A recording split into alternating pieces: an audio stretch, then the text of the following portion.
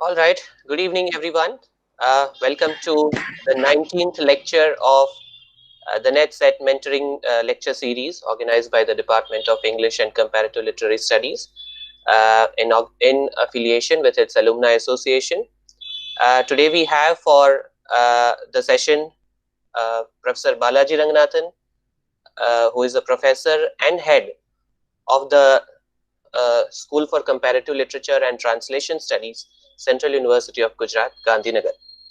Sir, on behalf of the Alumni Association, I take this opportunity to welcome you formally to the session. Thank you for sparing time. And we have Professor Mukherjee joining from home today. So, who can better be a person to introduce Professor Balaji than his own friend, Professor Sanjay Mukherjee? Sir, please. Good evening, all. It's really a pleasure and an honor to introduce my old friend. Dr. Balaji Ranganathan has had a very interesting and inspiring career. He almost became an engineer before he decided to join English studies. That is one thing.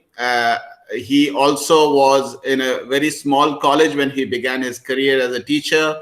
From there, he moved to the position of an associate professor at Kutch University, and now today he is a professor and head at the Central University, Gujarat, Gandhinagar. So with these few words, obviously he has his publications, his research papers.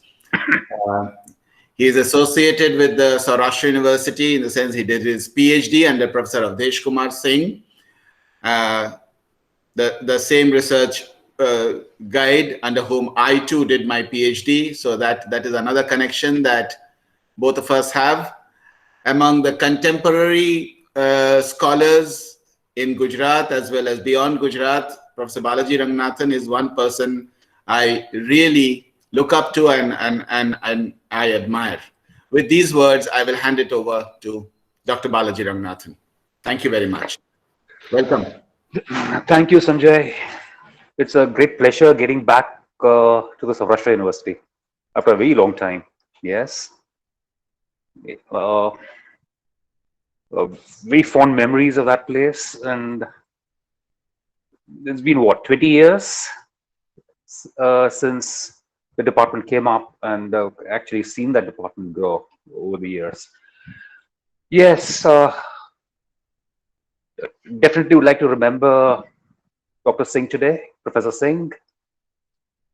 Very poignant moment, yes, but he was, definitely would like to remember him, because if I remember, the Alumni Association and everything actually crystallized under Professor Singh many years back with the formation of Soweto. Anyway, that's old history, and time is a continuum, and we have to live in the present, yes? So, I'm supposed to speak on Syed's Orientalism today. All right. And I take it that people who are listening in are actually preparing for their NET and SET examinations. Yes, of course, the whole concept has changed. I mean, the entire concept of the paper patterns as well. I mean, mostly the entire design has changed of late. But what actually matters is how we're going to actually engage with Syed, because this class or this talk of mine might go a bit beyond that, in the sense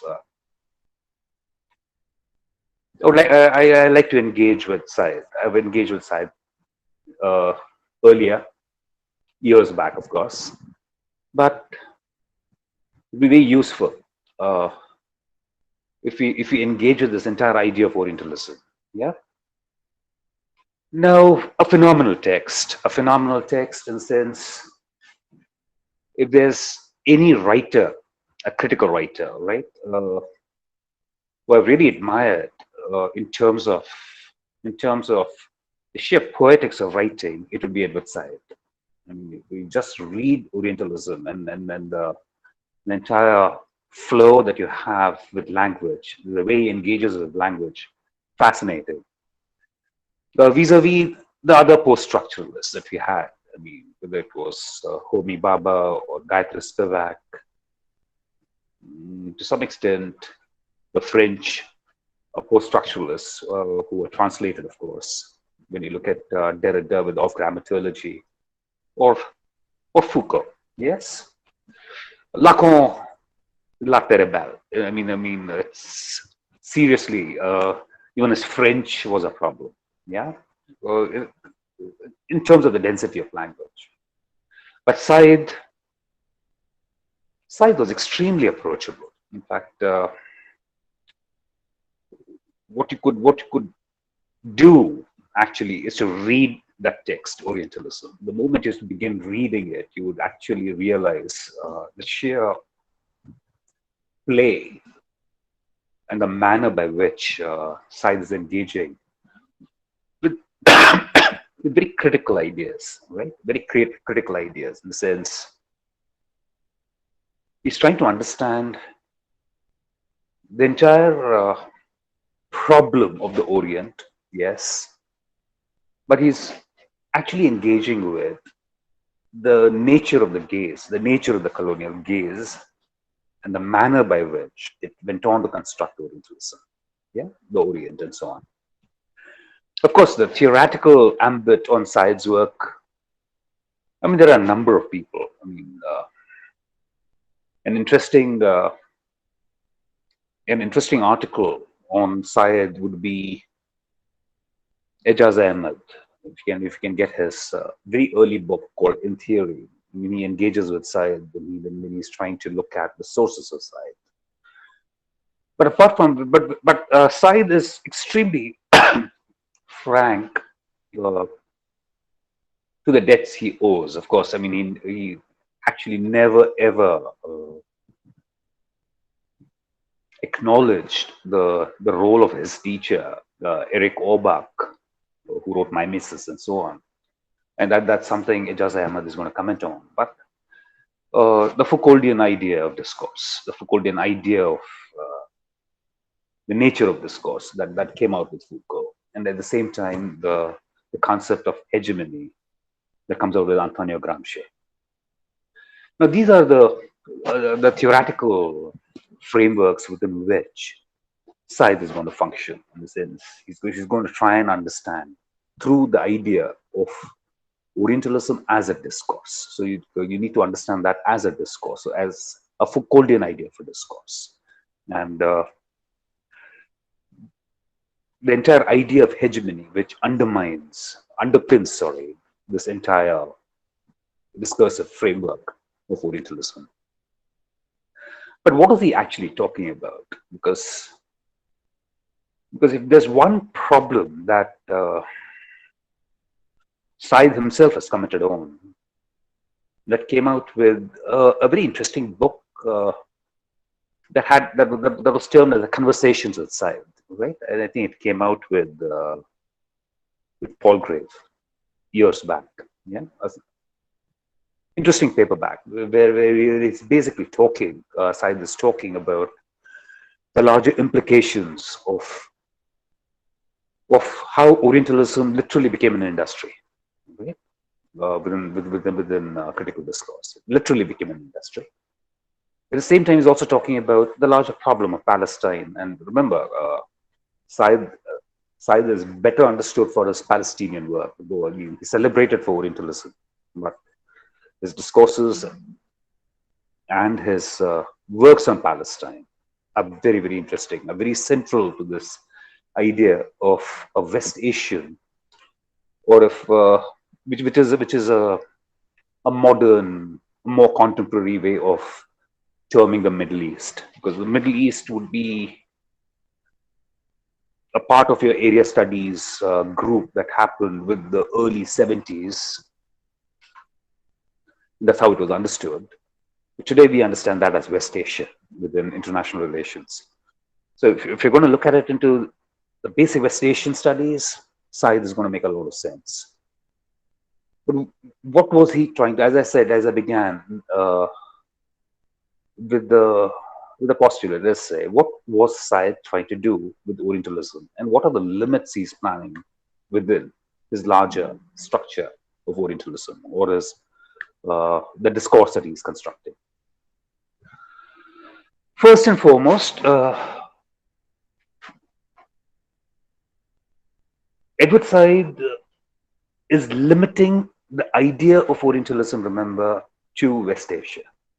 Right? And this is something, this is a thing that I was talking about with that book, Conversations Inside. He talked about this concept of traveling theory.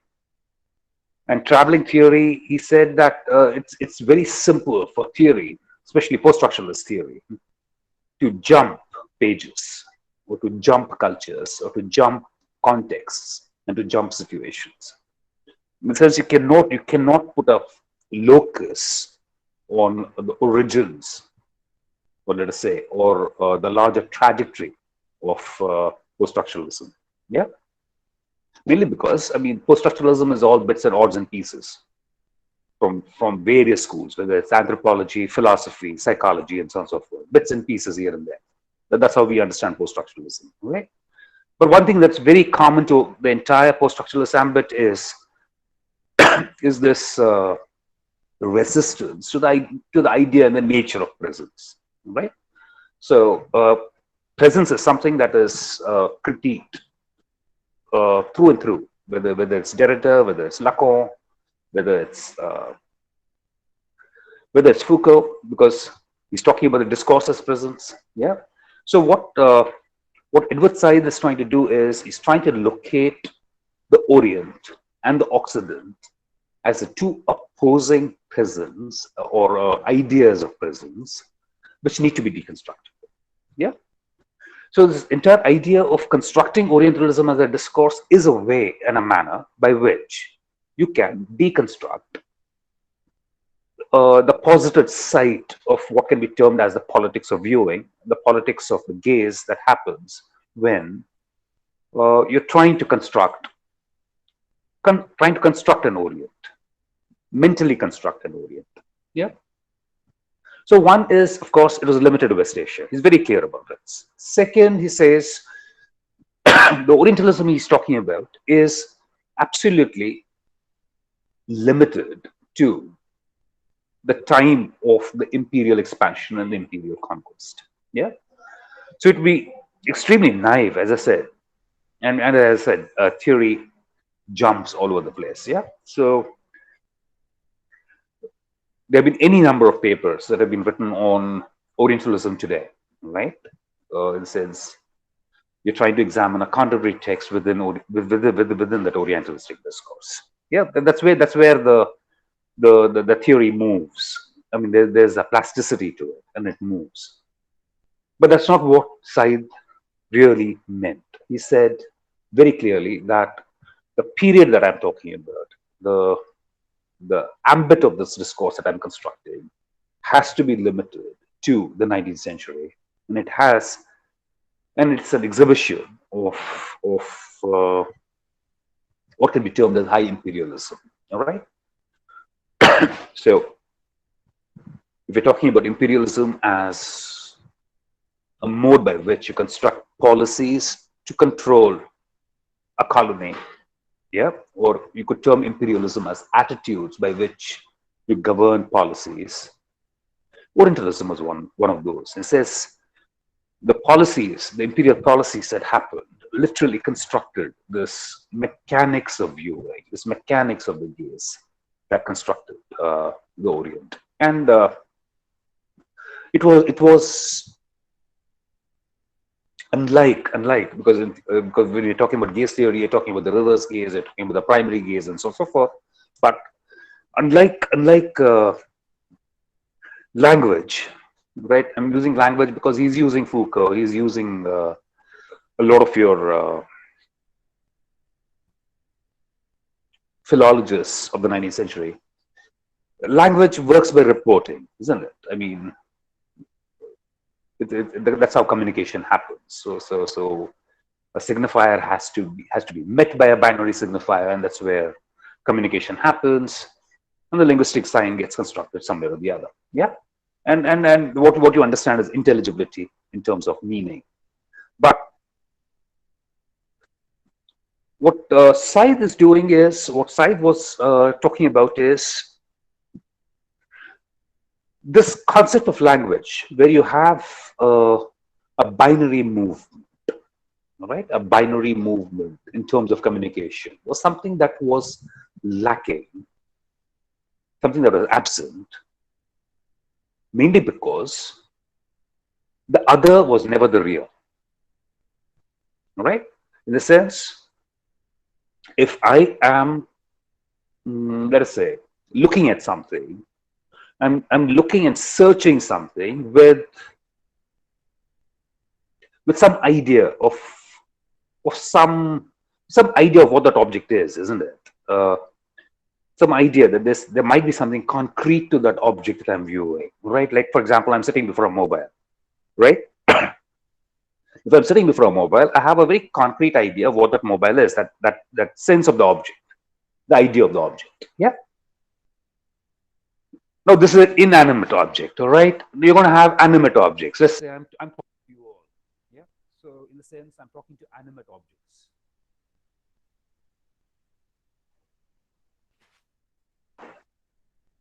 I'm talking to animate objects right now. Yes.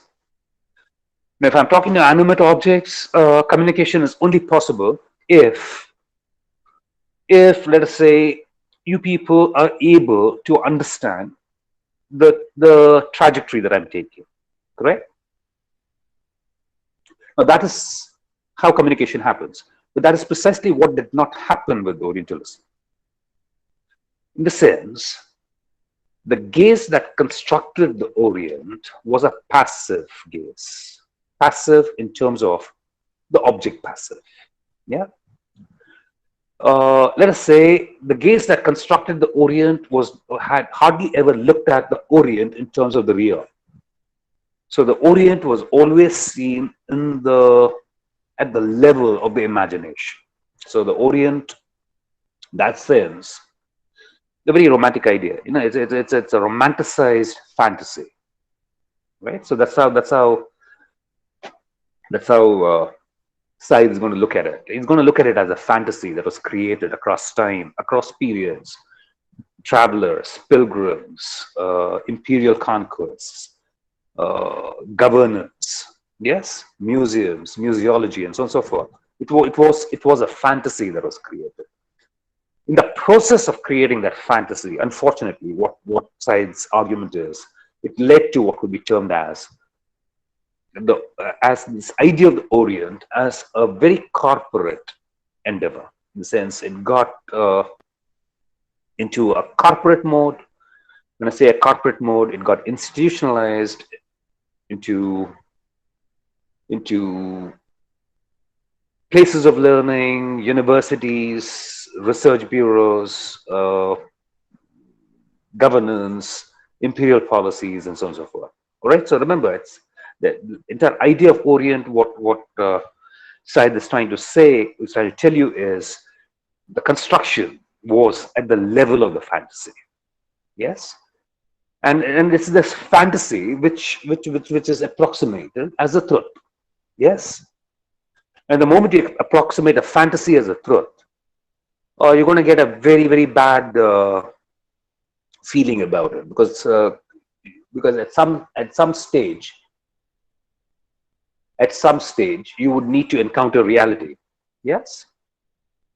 And that's precisely what's happening. So you have this phantasmic construction of the Orient, and at the same time you're having what we termed as real-time observations of people, of travelers. And it's not very surprising, because within post-colonial studies, you're going to have any number of papers which would critique, the whole lot of them, on the grounds that they were extremely negative in terms of reporting Asia, let us say, not just India, Asia. Yeah? So they would talk about dirt, they would talk about social customs, they would talk about opulence, they would talk about despotic monarchies, Oriental despotism, what they mentioned. They would talk about lack of technology, lack of learning, lack of education, etc., etc., etc., etc., etc. Yeah, so that's how the reality is. The reality is being reported, but that might not be the reality. The reason that they're reporting it is mainly because they're consumed, they've been fed, they've been brought up on this fantasy called the Orient. And it's this fantasy which is not the real, which is where Said is critiquing this idea. He's critiquing this fantasy that was created, right? So far, so good. Am I making sense? All of you?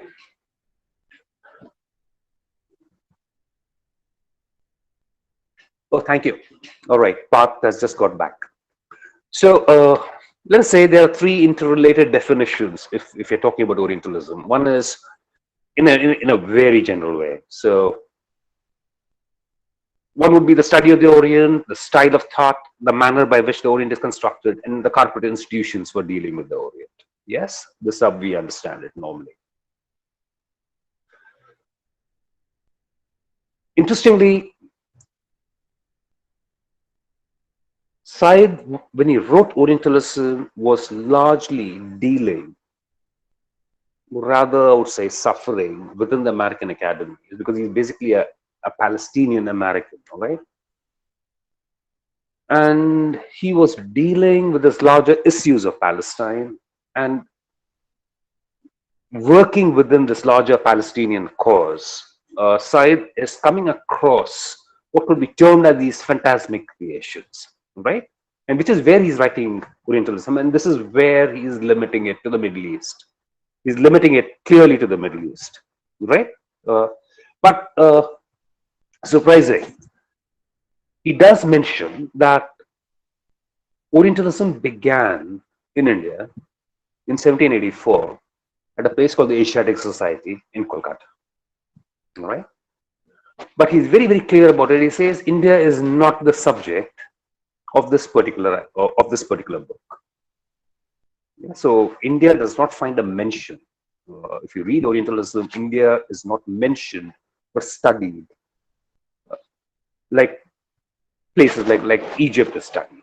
Yeah, or how the French Orientalists, Rimbaud and Champollion and so on, the manner by which they looked at the Levant. So he's not looking at India. So he's mentioning that Orientalism actually began in India, all right, within the 19th century ambit of studies. India becomes a focus with Said with the next book of his. It's called Culture and Imperialism.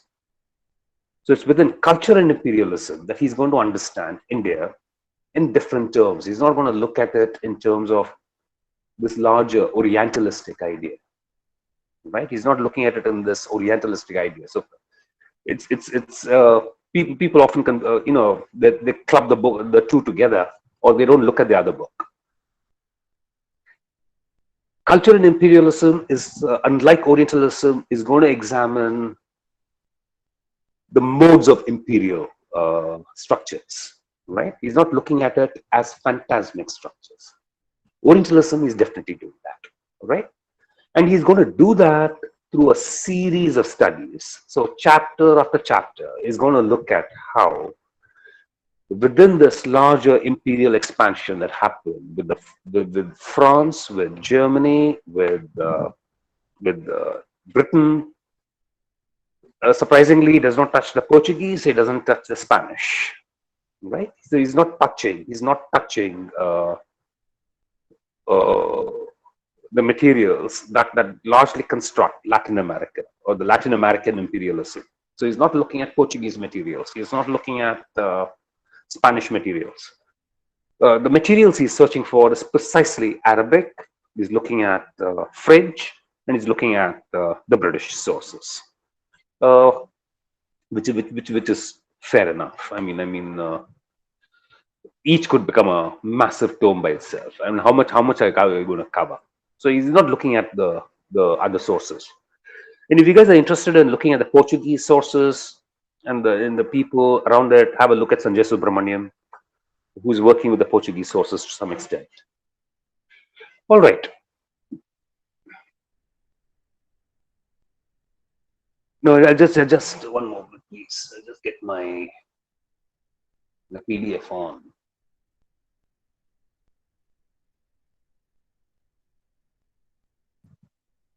So the first of all right. First of all, he's talking about Orientalism as an academic tradition. Now, what does that mean? Why is he talking about it as an academic tradition? He says, if I just read side the bit here, he says it's a style of thought based upon an ontological and epistemological distinction made between the Orient and the Occident. In the sense, there's an ontological distinction, and there's an epistemological distinction. In the sense, there's this difference in terms of the very essence of creation. At the same time, there's a difference in the way you interpret it. Yeah, and all of them, he says,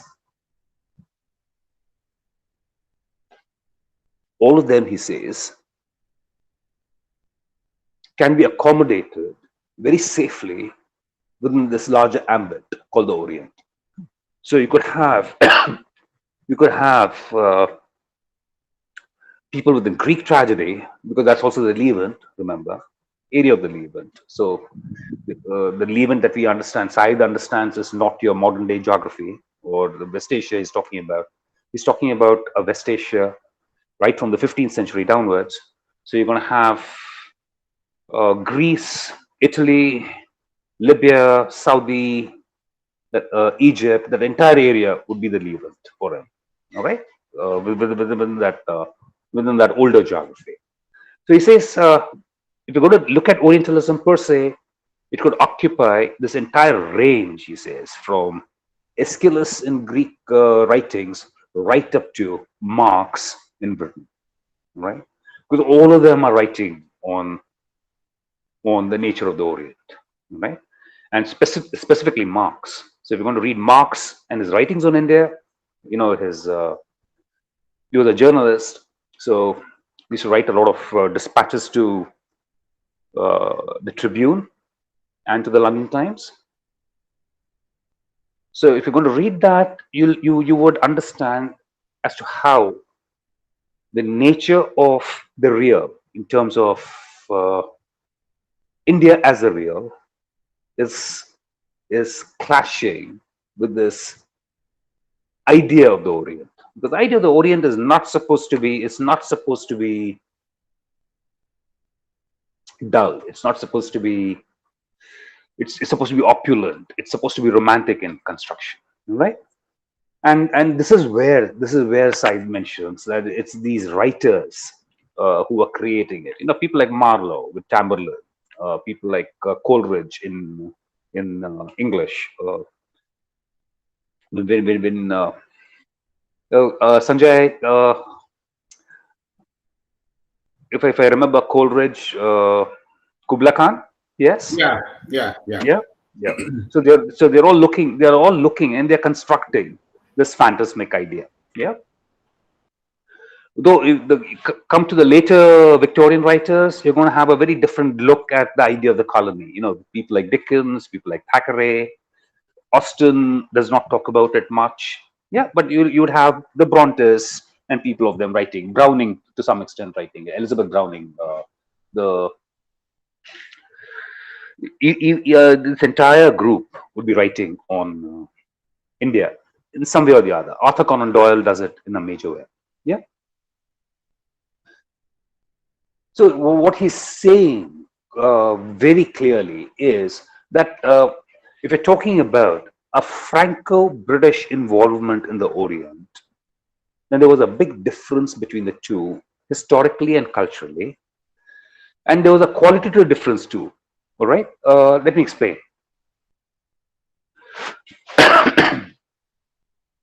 Let us say this ambit of Oriental studies in the 19th century was a race. Yeah. So you had a number of European nation states vying with each other in trying to construct and develop this field called Oriental studies. Germany was one of them. France was a major player. England was a late player, but because they occupied India in a major way, they did a great deal of it. Yeah. But if you're looking at French material, then you need to look at the entire construction of Egypt and the Levant. And if you're going to look at India to some extent, you need to look at the British encounter. Though the French encounter with India is not just it's not how should I put it, intensive, but you do have a lot of work that was done on the Zoroastrian religion within the 19th century by the French. People like Anquetil, Duperron, and people like that. Yeah, but mostly, if I'm looking at the Indian encounter with these Oriental constructions in the 19th century, then it has to be the British encounter. Portuguese archive, I'm not touching right now. Right, it's a very different archive, and they looked at India in a very different way. Right. Let me put it. It wasn't very Protestant in terms of construction. Right. So the Portuguese archive would be underwritten by that Roman Catholic perceptions. Yeah. So let's leave the Portuguese aside. So let's look at the British encounter. 1784, right? He says it began at a small place called the Asiatic Society in the year 1784 in Kolkata. Now, why and how did it happen, right? And one of the major charges that Syed brings in is, can there be something like what Warren Hastings had commented then to William Chambers when the Asiatic Society was getting formed? Warren Hastings had talked about any kind of knowledge, or useful knowledge that would help this entire nature of administration, of understanding cultures and the peoples where governance was needed. Now this is where the problems begin within post-colonial studies, in the sense, I doubt. I mean, if Syed literally ever intended post-colonial studies to pick up Orientalism in such a big way and to brand everything negative. Yeah, because I have looked at the records of the Asiatic Society, and when I've looked at the records of the Asiatic Society, I do find that post-colonial studies can be a bit excessive in terms of the condemnation that is put in, right? Because this is something William Dalrymple later talks about, the white Mughal tradition, right? He talks about the fall of Delhi. A range of books that he has is basically critiquing this larger position, post-colonial position of branding a colonial encounter of the sense. Because post-colonial studies would look at this colonial encounter in terms of what I spoke in the beginning. Look at it in terms of Gramscian hegemony. You would look at how power is being structured within this Foucauldian paradigms and so on and so forth. Right? So it actually doesn't leave much space for actually examining or being very open when you're analyzing this encounter. Because as I said, the moment I take a post-colonial position, I need to take a particular stand. I need to look at it within a particular lens, and so on and so forth. And somewhere, let us say, you might be playing with history a bit.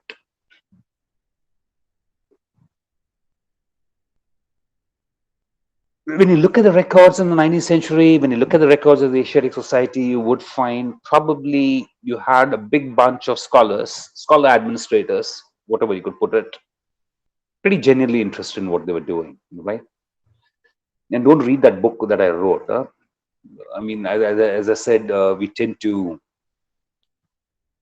change as our critical positions change with time. All right. So let us say my critical positions have changed a bit across time.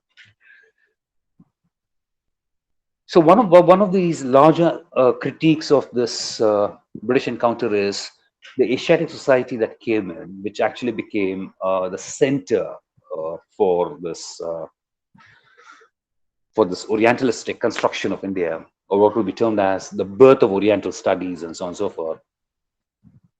was a problem, and it needed to be critiqued. Yeah. Now, the biggest charge against them was that this might have been used for the idea of governance, for the entire institutionalization of the imperial controls and modes and so on and so forth. So that's the larger problem postcolonial studies would have with this. Yeah. I would differ a bit here today, right? And since I personally did not find, especially with the early school of Orientalists,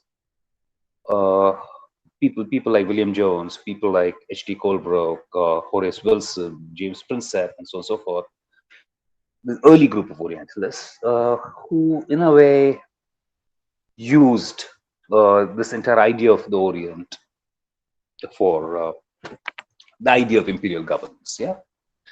But what it did was it definitely constructed this phantasmic idea of India, right? This is where Said becomes important, because Said is talking about these creation of fantasies. Yeah.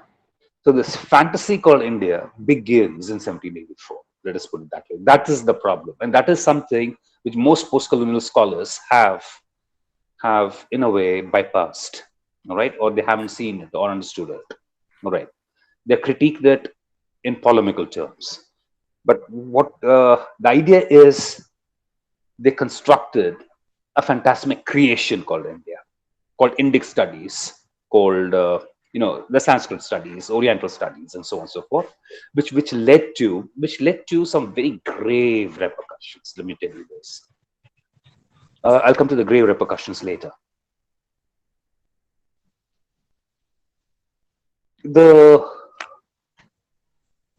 translations that happened at the Asiatic Society, the translations, for example, like Abhigyan Shakuntalam, for instance, the translations of the Vedas, the translations of the Smritis. Manusmriti was also translated by William Jones. The Vishnu Puran was translated by Horace Wilson. Prinsep, of course, is an archaeologist. He was an essay master. He was a part of the Mint. So I mean, his function works in a very different way. But I would say he did a fundamentally wonderful job, because I mean, he was the first man who actually deciphered the Brahmi script in the Ashokan inscriptions. Yeah. But what you have with this creation, or this translation project that you have, is creating this phantasmic idea of India, okay? And this is something that is carried forward. And this is carried forward by the French school, carried forward by the German school, and carried forward by the British school of Orientalists. So people like Max Muller is writing, A.L. Bassam is writing, Wintermits is writing, Monier Williams is writing in England. All right, you have Schelling, Schopenhauer, Goethe, the German idealists working in Germany, right? And they're all writing and creating this phantasmic idea. Now, the problems that are coming in with this thing, as I told you, the grave repercussions that come in. Yeah, the grave repercussions that are coming in, boy. The massive repercussions that are coming in with this was it periodized, and in some way it gave primacy, let us say, to certain texts that come down from the past, right? Certain texts, and in the sense, let's say the Vedas were translated. They come down from the past, right? The Smriti, the Manusmriti was translated. The Code of Gentile Laws was composed by Hallhead, right? So they are bringing back certain structures of governance, let us say, which had run their course. Let me put it that way. right? They brought back certain texts, certain codified laws, certain positions within philosophy that had probably run their course, right? And then they were brought back as the new normal. That's where the problems begin, all right? And the resultant problems can be seen, and the resultant problems can be seen. You know, the nature of caste and the caste question that dominated India right from 1830s till date. I mean, you had this massive debate that happened between 1930s and 1947, 47 ahead, right? So caste is a major problem that comes in with this Orientalistic construction that the translation project did. Second thing they do is, in a way, they're periodizing Indian history, right? And the periodization of Indian history into early, medieval, modern is something that people like James Mill, the imperial historian, is going to write on, all right? And he's going to construct, and then they're constructing this idea of India, all right, within this larger evolutionary idea, because race theory or racialism was a major field of inquiry in the 19th century, right? So people like Goubiernard, Jean Pritchard, these are the racial thinkers, all right? And then they brought in a lot of these racial anatomical ideas in terms of human evolution and development, all right? So in the sense, somewhere the Orientalistic subject had to be of a minor race, or might not have evolved substantially like the Caucasian ones. So that was the larger idea. You'll see this massive play out that will happen because of this with the Holocaust and Hitler and the supremacy of the Aryan and so on. The roots come back here. The roots of all these problems are within these phantasmic creations that were created in the 19th century. And this is what Said's Orientalism is going to critique. Now, what did what happened because of this is, just a moment, please. Yeah. I'm just looking at the text actually. Yeah.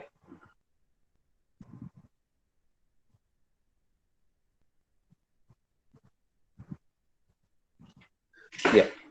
So Said is not limiting himself just to this idea of the phantasmic, right? So he says it is the phantasmic, yes.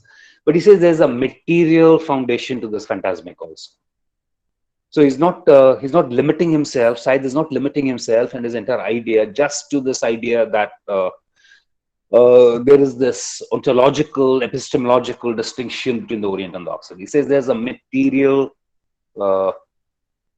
culture around which the Orient can be constructed. And this materiality is what he's looking at. He says the materiality begins with these publishing houses in the 19th century.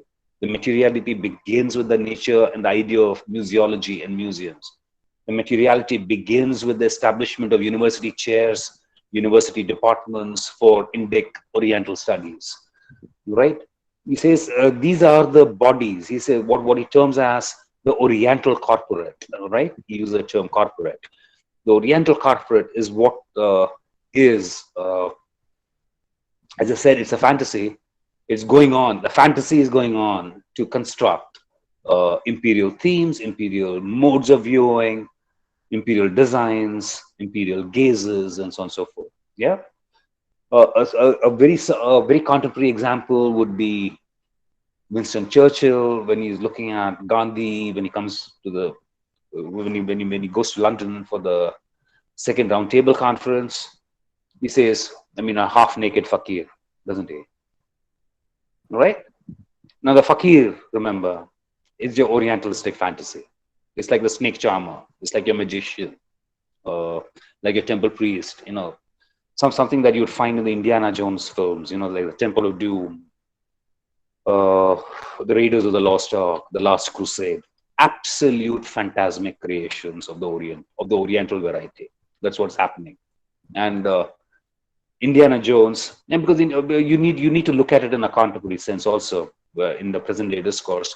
So you could say Indiana Jones is your classic case where he's looking at the Orient in a particular gaze, and remember, it's somewhere in the early part of the 20th century. That's where his films are situated, Steven Spielberg's films. So he's not too far away from the Orientalistic exercise that happened, right? So it's continuing in a way. So what he's talking about is the idea of distortion and accuracy, all right? Because yeah, there's Dhwani writing, the message disappeared, all right? He's talking about accuracy and distortion, and the phantasmic creation is that, right? Now, how do I understand this idea of fantasy? Because Said is not going to talk about it. Said mentions it. I mean, Said talks about this as a fantasy, yes. But if you want to understand fantasy, then you read Freud, right? Get back to Freud and read his ideas on fantasy and in the nature of play. He says the idea of fantasy is something very similar to a child playing, and fantasy is typically an adult behavior, and the adult is actually missing the child play. All right. So Freud would talk about fantasy in terms of repression. You're going to talk about it in terms of repressive desire and so on and so forth. And a lot of your Orientalistic fantasy that's happening is absolutely exemplifying the idea and the nature of repression, right? Any amount of colonial narratives or colonial travelogues, travel accounts would talk about the Zenana, all right? Would talk about the nature of caste, would talk about the style of living and so on and so forth, right? And the repressive and the repressiveness of that their narrative is basically reflecting on the person who's viewing it, right? So if you're going to read colonial encounters of this particular period also, you need to understand that they're actually engaging with the real, and the real has no corresponding image with this phantasmic creation that the writers created, the authors created, the translations created, which is going to cause a lot of problems, which actually causes problems. Yeah. Now, coming to the polemics of Orientalism, Said very clearly makes a distinction between what he terms as pure knowledge and political knowledge. All right. I am not very sure about these distinctions that he's making.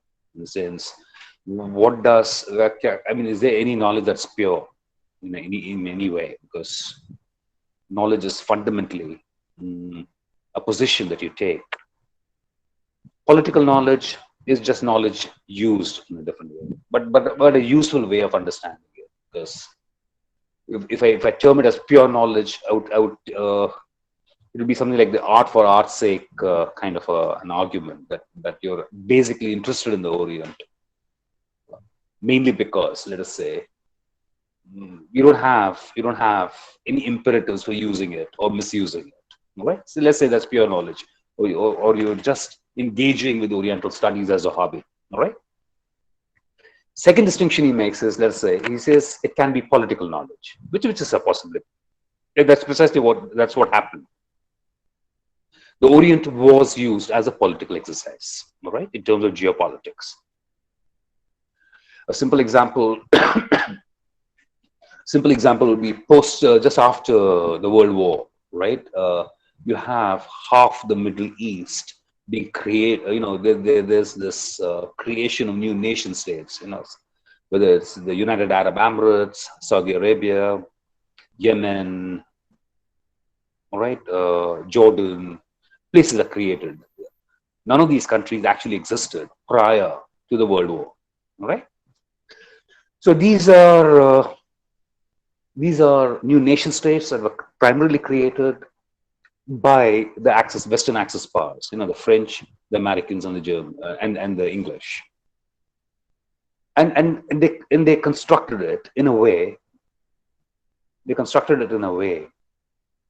Let us say their phantasmic ideas of history worked, right? Because they've been informed. They've been informed by generations of Orientalists and Oriental scholars. Yeah,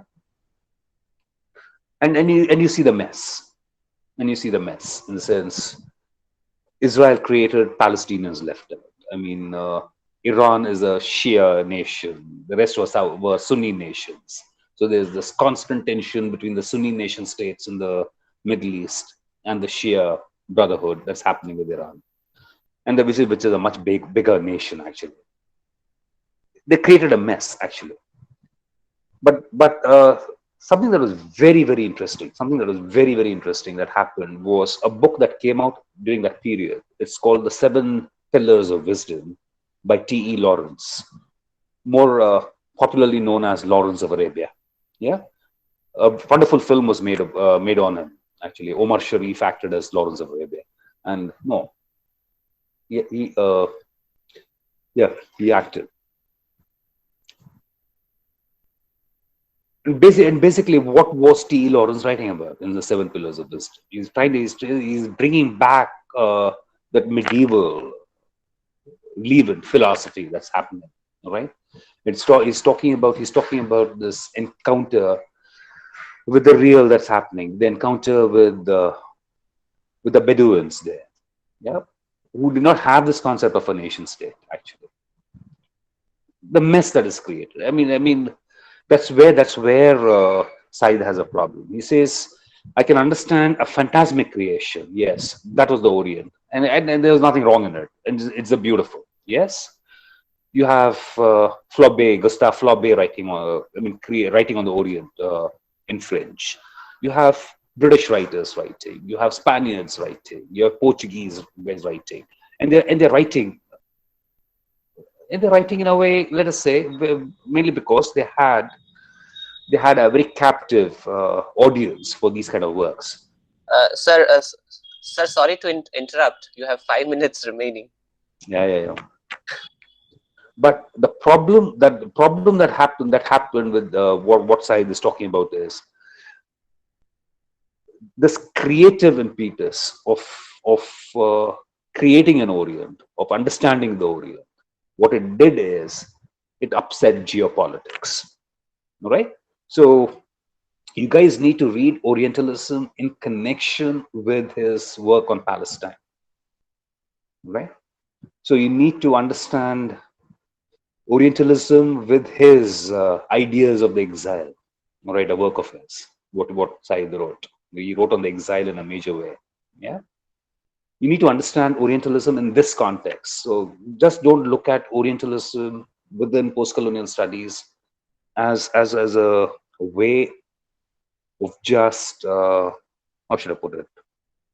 Putting the convict in the box or something. That's not what he meant at all, right? What he's doing is something very fundamental. He is critiquing the entire mindsets of the imperial period, right? And he's linking somewhere. He's linking, and he's successfully linking it. He's linking the adventures and the misadventures of the 19th century and the imperial expansion with the current geopolitics. Yeah. Chalo, guys, thank you. Did I make sense? I hope I made sense. Definitely, sir. Thank you so much. Participants, the session is now open for questions. You can drop your questions in the chat box. You can also unmute yourself and ask. Okay, there's already one from Dhwani Vaishnav, sir. That reads, sir, you mentioned William Dalrymple. Has he treated his works, especially travelogues, with the post-colonial lens, or has he been able to give them a fair treatment as the Eastern world, as they are, and not as an outsider's worldview? It's definitely an outsider look, isn't it? Dalrymple is somewhere apologizing for the past, literally. Though one of my favorite writers actually, but he needs to retrieve the cinders from the past. What do you say, Sanjay?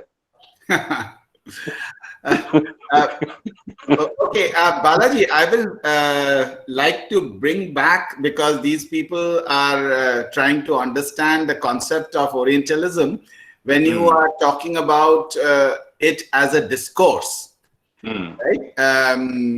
So that they get a hang of what it is.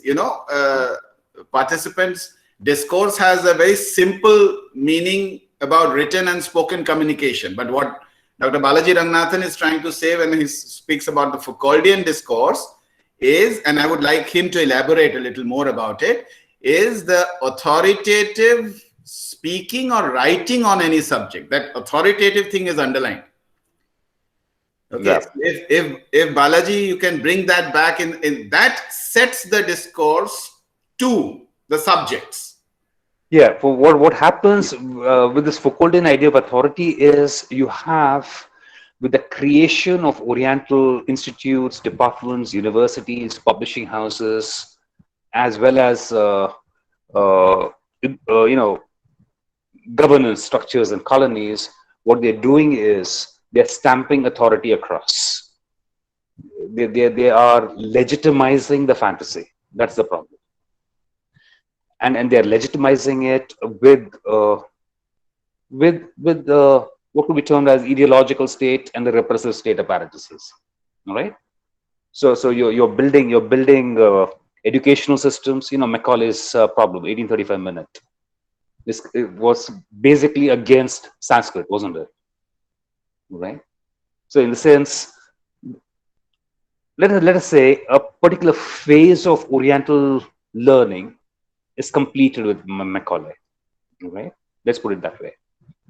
A phase of Oriental scholarship, which was legitimized in terms of many ways, what I talked about, all right, whether it was museology, university studies, doctorates, and so on and so forth, translations, so on and so forth. What was legitimized is somewhere has met its course by the time Macaulay is coming in 1835. Yeah. So somewhere, let us say, the Oriental discourse might not be making sense post 1835 to a changed world that is happening. Australia is coming in as a new colony. Africa is opening up. Mercantile enterprises are happening, so on and so forth. So that's what I meant by the authoritative, by the discourse. Right? It centers the gaze, the manner by which you view things. Yeah. Sir, I have two questions. The first one is, regarding the paintings that one finds on the cover pages of Said's works. You mentioned two, Orientalism and cultural imperialism. So if you could just tell our participants, how are these paintings to be considered significant in the interpretation of both these texts? Paintings were very, very important, were extremely important, because, for example, you have this entire dynamics of company art that's happening within India. All right. So you had this whole school of painting that developed with the East India Company. Right. Along with that, you had a lot of these painters who came into India. People like Daniels. All right. So you have a lot of his watercolors and landscape paintings at the Victoria Memorial in Kolkata. All right. These paintings are something which would be a visual way of understanding the Orient. So if you have a linguistic idea of the Orient, whether it's Sanskrit philology, translations of Sanskrit, Persian, and so on and so forth, all right? If you have a museological understanding of the Orient, in the sense you have artifacts, you have sculptures, archaeological ideas, the archaeological idea of the Orient. You also have what's called a visual idea of the Orient. So when I say the fantasy that is created, it's a linguistic fantasy, it's a visual fantasy. Yeah. where by the time the Lumiere brothers came in, it became a cinematic fantasy also. So you understand paintings through this idea of what can be termed as a visual fantasy.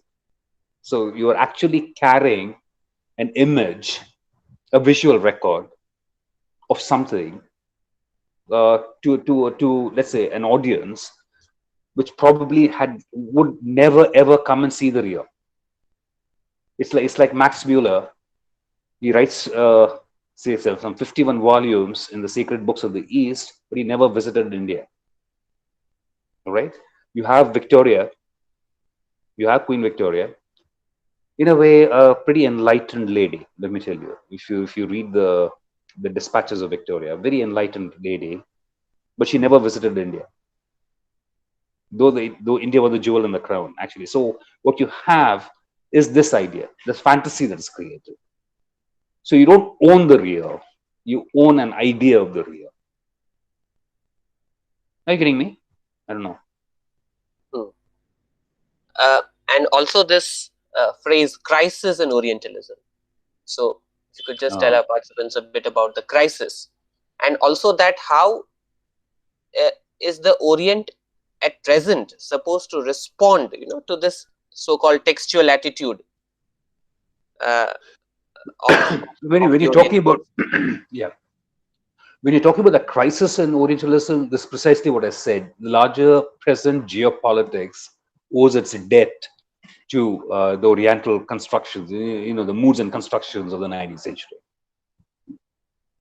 So I talked about India. I talked about the nature of caste coming back. I talked about texts coming back.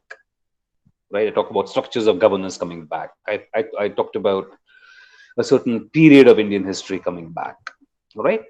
So in a way, it affects the politics of the place. Yeah. So Orientalism, what you understand as index studies or Indology or Oriental studies, whatever we are talking about, is labeled within time, and it has a contextual time and space.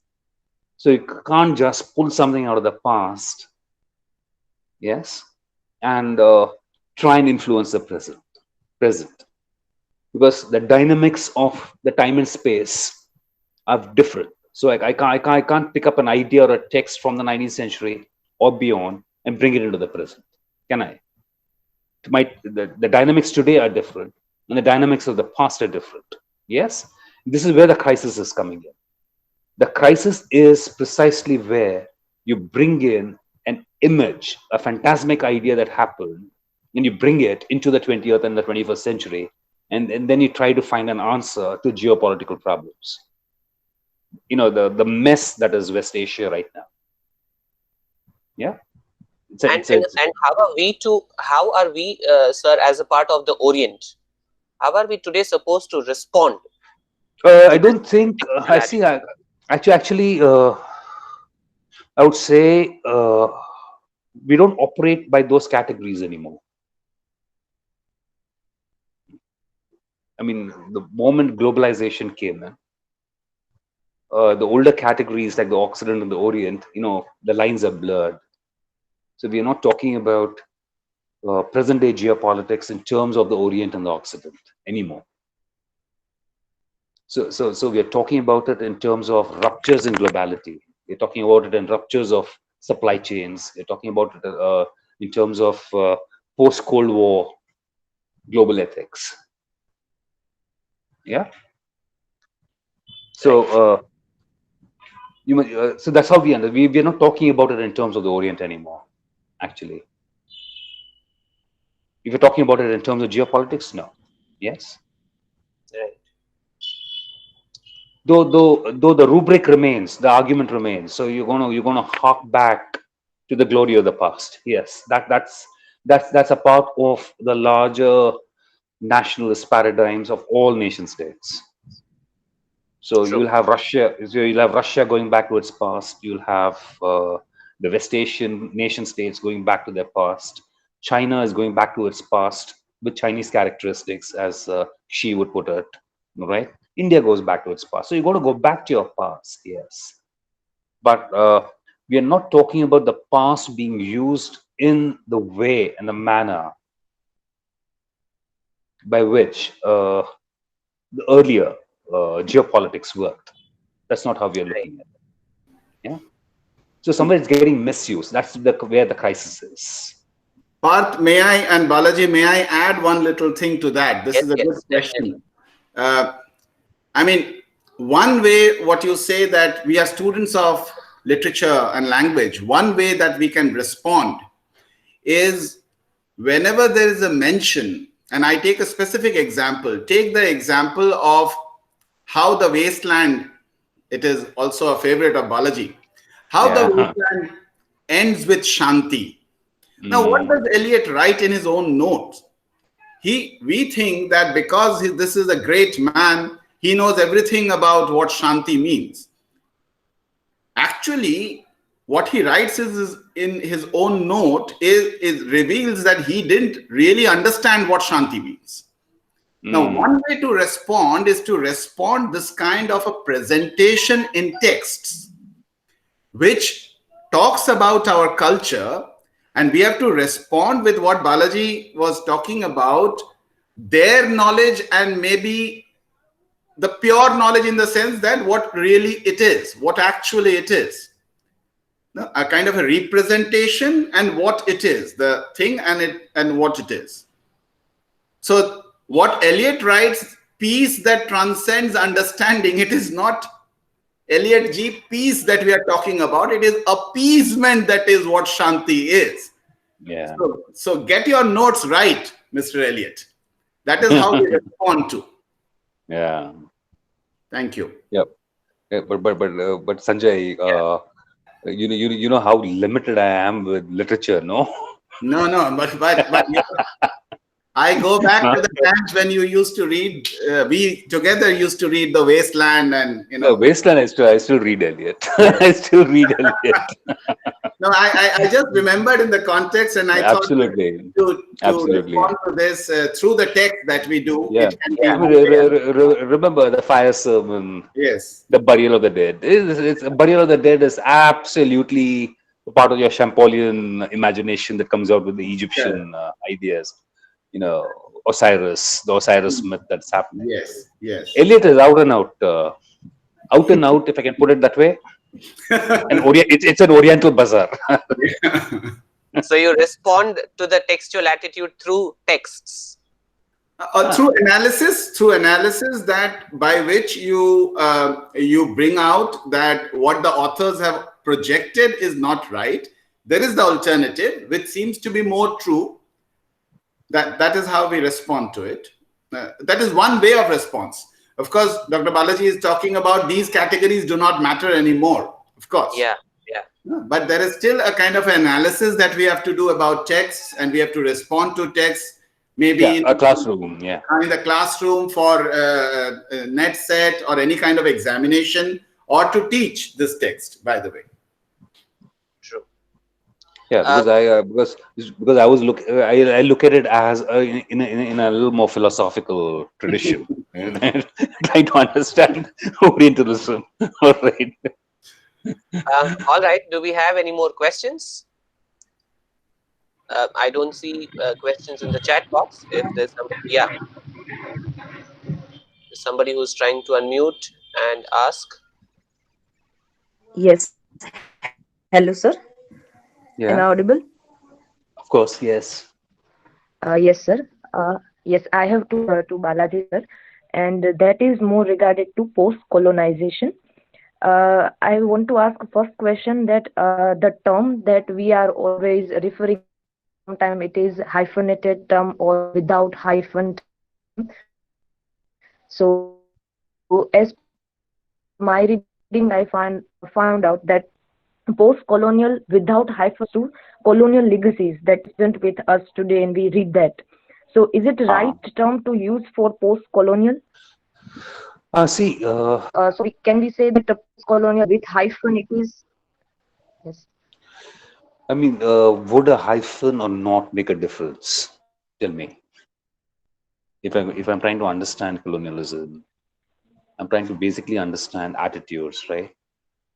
No, Okay. it's like Okay. saying 11:59, 11:59, 14th August, I was a colonial subject, and 12:01, 15th August 1947, I'm a post-colonial subject. Does that make sense? Okay. Mhm. You know, Okay. basically, what I'm trying to tell you, is a lot has been made out within this nature of hyphenated subject, or this idea of colonialism and the problem of post-colonialism, in the sense, where would you begin a post-colonial beginning is a question, isn't it? Where would I keep a post-colonial beginning? If I take the Indian case, do I say it begins after 15th August 1947? That's where I become a post-colonial subject. Is that what we're trying to understand? No, it doesn't. It doesn't work that way, because one way of understanding the post-colonial, and I would say you should get back to a very interesting early book that came out, which is hardly read nowadays. It's called Empire Writes Back, by Bill Ashcroft. Yeah, I think his argument makes more sense. So he's trying to do away with this very artificial division between the colonial and the post-colonial. He says you become post-colonial the moment you had the colonial encounter. So let us say, the day Vasco da Gama landed, India became post-colonial. Sanjay, what do you say? Yeah, very It well. makes more I think sense. Ashcroft makes more sense. yes, certainly. So Yeah. the larger idea is, Yes. when we are trying to understand colonial and the post-colonial subject, we are trying to understand how colonialism changed perceptions and perceptive abilities. Yes, in the sense, a sight of a white man, the sight of Western science changed the Indian subject, right? Do we say that it begins at a particular moment in time? Do we have a fracture in terms of an event in history which says that I'm a post-colonial today? Let's say Independence Day, this is a fracture. It doesn't make sense to me. It would make greater sense to me, in the sense, I would understand my post-colonial encounter from the beginnings of colonialism itself. So it's not as if everything that happened when Vasco da Gama landed, was acceptable to people. I mean, the Zamorin waged a war with Vasco da Gama, right? So wouldn't you take that as a post-colonial encounter or a post-colonial attitude? Yes, sir. Of course you Sure. would. Mhm. Yeah. It Yes. makes these are artificial divisions, but it makes better sense to understand post-colonialism not in terms of responses. We're not talking about it in terms of taking pot shots at people, right? Mhm. We need to understand the colonial and the post-colonial as modes of perception. Mhm. Modes of perception, Ye- right? Yes, sir. There's something called a colonial perception, and your engagement with that colonial perception would be a post-colonial perception. A simple Mhm. example. Yes. How would you look at Hind Swaraj? How would you look at Dadabhai Nauroji and the economic drain theory? They are colonial subjects, but they're speaking post-colonial. They're Yes, sir. basically speaking And another, post-colonial. mhm. Yes, sir. The Yeah. another question that I would ask, that the recent examples that we can give, that George Floyd's killing due to police brutality of due to racial discrimination, as it is reported, or some racial discrimination of giving health treatment to these blacks in America. So can be related to its to post-colonial discussion? See, the post-colonial America is a very different place than post-colonial India or post-colonial Asia. Let me tell you this, right? In the sense, colonial America is still the British America. All right, it was Britain that was governing America. It was Britain that was governing the. I mean, it's their. It was their colonies, right? It was a part of the British Empire. Then you had a group of not Native Americans, not Native Americans. You had a group of white Americans or white British colonial subjects who rebelled against England, what you term as the war, the Declaration of Independence, and so on and so forth. Yeah, George Washington, James Madison, the whole group. So it's a very different way of understanding it. You need to understand racialism is different. Racialism, yes, was very much a part of the 19th century Orientalistic studies. Let me tell you. All right, I mentioned that. I told you this. It has led to, and it led, as I said, to a major problem in the contemporary. The manner by which you are trying to understand the racial in terms of evolutionary biology and so on and so forth in the 19th century led to a huge amount of crisis, right? So the Holocaust was one. The Black Afro-American experience in America is the second. Yes? Did I answer your question? Yes, sure, sir. And the last one, that about Orientalism, as Said also talked about Orientalism now. So can we apply that Orientalist aspect at present in 21st century?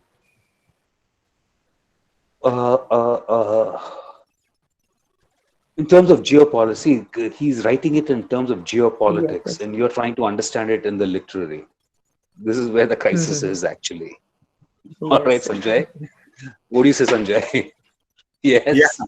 I think in a way this thing has already been answered when you are talking about the blurring of the boundaries. Yes. Yeah.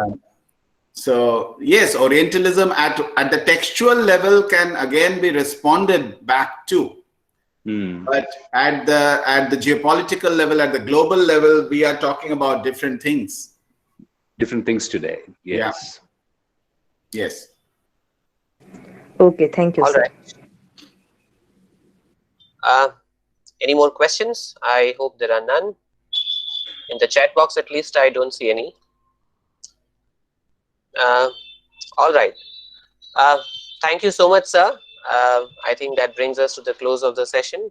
Thank you so much. We see you have had to sit at your office for till late hours, and sir will be traveling back home. It will take some more time. But thank you so much for making yourself available, sir. Great pleasure, man.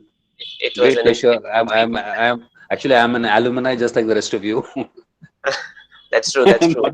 Not very different. Yeah. But then certainly wonderful coming back. Yeah. Therefore, the pleasure all the more to have you back. Yeah. True. Pleasure coming in. Pleasure coming in. Thanks a lot. Yeah. Thank you, Balaji. Thank you indeed. Bye. Bye, everyone. Good night.